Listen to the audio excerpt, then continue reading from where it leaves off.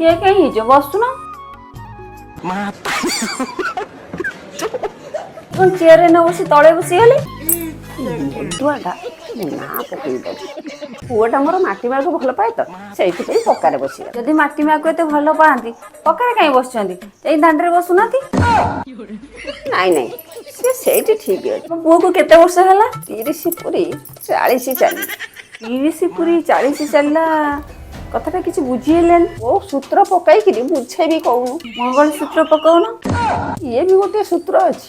ତତେ ଓଡିଆରେ କହିବି ନା ହିନ୍ଦୀରେ କହିବି? ହିନ୍ଦୀରେ କହୁନ। ହିନ୍ଦୀ ମୁଁ କହିଦେବି ଯେ ହେଲେ ମୁଁ ହିନ୍ଦୀ ବୁଝିପାରିବି।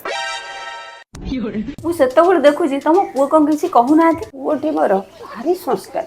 ମୁଁ ତାକୁ ବାଟି ବାଟିକି ସଂସ୍କାର ପେଇ ମାତେ ଯଦି ତୁମେ ଆଜ୍ଞା ଦିଅନ୍ତ ପଦଟି କୁହନ୍ତି। ହଉ ପୁଅ ଆଜ୍ଞା ଦେବି ଏଥରକ। ମୁଁ ଆଇଲା ବେଳେ ମାଲଟା ନେଇଯାଇଛି ହେଲେ ଚାଖଣା ଆଣିବାକୁ ମନ ନାହିଁ। ଯଦି ଘରେ ଆଚାର ଫାଚାର କଣ ଅଛି ଟିକେ ନେଇକି ଆସିବ।